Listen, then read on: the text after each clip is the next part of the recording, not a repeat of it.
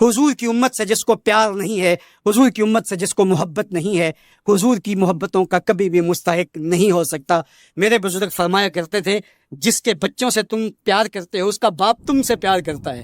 اگر تم چاہو کہ حضور ہم سے پیار کریں تو حضور کی امت سے پیار کرو۔ تو ایک امت بنو، دوسرا امت وسط بنو، تو پھر دیکھنا تمہاری شاہین صفت پرواز اس کو کوئی چھو بھی نہیں سکے گا۔ تم پھر بڑھتے رہو گے اور تمہارا بڑھنا منزل آشنا ہوگا، اور تو راہ نورد شوق ہے منزل نہ کر قبول، لیلا بھی ہم نشیں ہو تو محمل نہ کر قبول۔ تیرا تو مطمع نظر، تیرا تو ہدف ہی کچھ اور ہے، تو دنیا کے لیے نہیں ہے، دنیا تیرے لیے ہے۔ تو خواہشات کا دیوانہ نہیں ہے، بلکہ خواہشات تیرے پیچھے دوڑیں گی، اور زمانہ تیری دہلیز پہ باندیوں کی طرح نوکری کرے گا۔ من کان للہ کان اللہ لہو، تو ان کا ہو کے دیکھ، زمانہ تیرا ہو جائے گا۔ کچھ لوگ کہتے ہیں جی بس میں تو اللہ کی مخلوق کی خدمت کرتا ہوں، میں تو حج بھی نہیں کیا، اس کے پیسے بھی غریبوں کو دے دیے ہیں۔ وہ تبلیغ کرتے ہیں لوگ کہ جناب قربانی کے پیسے بھی اگر غریبوں میں دے دیے جائے تو یہ زیادہ اچھا ہے، ان کی مدد ہو جائے۔ تو وہ اس خدمت خلق میں اتنا غلو کر جاتے ہیں کہ وہ اسلام کے شعار کا مذاق اڑانے لگ جاتے ہیں، اور جو عبادت والے ہیں انہیں ہمسائے کو دیکھنے کا موقع بھی نہیں ملتا۔ اور آپ جانتے ہیں کہ جب ایک بستی کو برباد کرنے کا حکم دیا گیا تو کہا کہ یہاں تو ایک شخص رہتا ہے جس کا سر سجدے سے اٹھتا ہی نہیں۔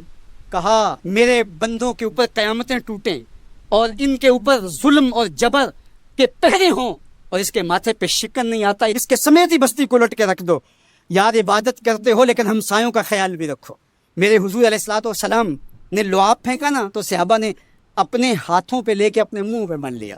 آپ نے عشق اور محبت کی لوک داستانیں بڑی سنی ہوں گی، لوگوں نے نہریں بھی کھودی، لوگوں نے محبوبوں کے لیے کیا کچھ نہیں کیا، لیکن آج تک آپ کو ایسا نہیں ملا ہوگا کسی محب نے محبوب کا لعاب بھی چاٹا۔ کائنات میں یہ انوکھا باب ہے۔ تو حضور علیہ الصلوۃ والسلام نے فرمایا کہ تمہیں اس چیز پر کس نے ابھارا کہ میرا لعاب بھی اپنے چہروں پہ مل رہے ہو؟ انہوں نے کہا اللہ اور اس کے رسول کی محبت نے۔ تو میرے حضور نے اس کی نفی نہیں کی، لیکن ساتھ ہی فرمایا اگر کوئی چاہتا ہے کہ اللہ اس کے رسول سے محبت کرے اور اللہ اس کا رسول اس سے محبت کرے تو وہ ہمسایوں کے حقوق کا خیال رکھے۔ یعنی تمہارا یہ پہلو بھی، تم عاشق کے رسول بھی ہو لیکن ہمسایوں کا بھی تو خیال رکھو۔ تمہارے گھر پہ جھنڈا تو لگا ہے حضور کے میلاد کا، لیکن اگر ہمسایوں کے گھر میں اندھیرا ہے تو یار اپنے گھر میں اس سال اگر چراغاں نہیں کر سکے، غریب ہمسائے کا میٹر کٹ گیا اس کا بل دے دو، آمنہ کا لال زیادہ خوش ہوگا، میلاد والا رسول زیادہ خوش ہوگا۔ اس لیے دونوں پلڑے برابر رکھو، نہ تو عبادات کے زعم میں تم خدمت خلق کو اور ہمسایوں کے حقوق کو اور رشتہ داروں کے حقوق کو بھول جاؤ، اور نہ یہ کہ تم خدمت خلق کے نام پہ عبادات کا مذاق اڑانے لگو۔ وَكَذَلِكَ جَعَلْنَاكُمْ أُمَّةً وَسَطًا۔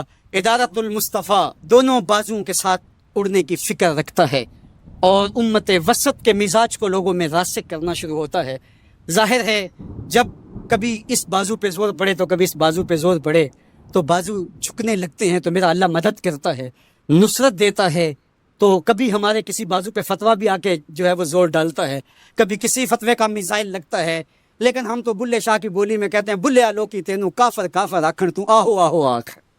ہمارا کام الجھنا تھوڑا ہے، ہم نے تو آگے بڑھتے ہی چلے جانا ہے، اور ہماری منزل تو مدینہ ہے، ہم نے تو اس کی طرف عازم سفر رہنا ہے۔ ادارت المصطفیٰ ایک فکر کا نام ہے، اور وہ فکر جو مدینے کی ضیاؤں سے پھوٹتی ہے، گنبد خضرا کے جمال کی روشنی ہے، اور وہ مصطفی نہیں ہو سکتا جس کے دونوں بازو میں سے ایک بازو شل ہو۔ میں تو اپنے دوستوں کو کہتا ہوں کہ ہمارے ہاں جو میلاد ہوتے ہیں، ہمارے ہاں جو تقاریب ہوتی ہیں، اس میں تمام لوگوں کو آپ بلائیں۔ ہمیں دیکھے تو صحیح، آ کے جو دور سے دیکھ کے بات کرتے ہیں، ہمیں آ کے دیکھے تو صحیح کہ ہم غلط کیا کر رہے ہیں۔ جو کچھ بچوں نے از خود یا غیر ذمہ دار کسی ممبر و محراب کے وارث نے وہ ایک راستہ نکال لیا اور اس کو نام دے دیا، وہ ایک الگ چیز ہے، لیکن جو ذمہ دار لوگ ہیں ان کا طرز زیست بھی ذمہ دارانہ ہوتا ہے، اور ان کا انداز اور ان کی تقریبات سب کچھ منظم اور ذمہ دارانہ ہوتا ہے۔ تو یہ بہت اہم ہے، اور اس بات کا بہت زیادہ خیال بھی کرنا چاہیے، التزام بھی کرنا چاہیے، لحاظ بھی رکھنا چاہیے۔ باقی حضور علیہ الصلوۃ والسلام کی آنے کی اگر کسی کو خوشی نہیں ہے تو یہ طے شدہ بات ہے کہ اس کے سینے میں ایمان کا نور ہی نہیں ہے۔ کیسے ہو سکتا ہے کہ ایک مسلمان کو حضور کے آنے کی مسرت یا خوشی نہ ہو؟ اظہار کے طریقے الگ ہو سکتے ہیں، سلیقے الگ ہو سکتے ہیں، رنگ اور آہنگ الگ ہو سکتے ہیں، لیکن عقیدتوں اور محبتوں کے سانچے میں ڈھل کے ان کو خراج عقیدت پیش کرنا چاہیے، کثرت سے درود پڑھنا چاہیے، گھروں میں چراغاں کیجیے۔ لیکن میں نے اس مرتبہ دوستوں کو یہ کہا کہ چراغاں کرنا ہے نا تو اس کی ایک صورت یہ بھی ہو سکتی ہے کسی غریب کا بل ادا کر دیں۔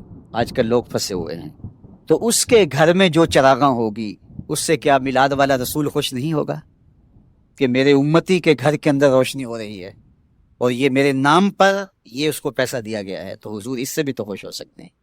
چراغاں ضرور یہی ہے کہ آپ نے بنیروں پہ کرنا ہے، میں بنیروں پر چراغوں کا مخالف نہیں ہوں، ہم نے خود مرکز میں کیا ہے، لیکن میں کہتا ہوں کہ ان چیزوں کا بھی خیال اور لحاظ ساتھ ساتھ رکھیں، اور آپ اپنے گھر میں چراغاں رکھیں، اور 10 گھروں کا بل اگر آپ کی سکت ہے، 12 گھروں کا بل آپ کی سکت ہے تو وہ بھی ساتھ ادا کر دیں۔ تو یہ ایک اچھی روایت ہے اور اچھی چیز ہے، اور یہ جو سب ہوتا ہے اس سے نئی نسل کے سینے کے اندر، ان بچوں کے سینوں کے اندر شوق پیدا ہوتا ہے کہ آج گھر گھر چراغاں ہے، کیا ہوا ہے؟ تو یہ بچے پھر سیکھتے ہیں اور حضور علیہ السلام کی محبت کا نور ان کے سینوں میں پیدا ہوتا ہے، اور میں سمجھتا ہوں کہ اس سے بڑی نعمت اور کوئی نہیں ہو سکتی۔ آپ اور میں اس بات کو شعوری طور پہ جانتے ہیں کہ حضور کی صورت میں ہمیں انعام دیا گیا، اگر حضور تشریف نہ لاتے تو آج ہم کہاں کھڑے ہوتے ہیں؟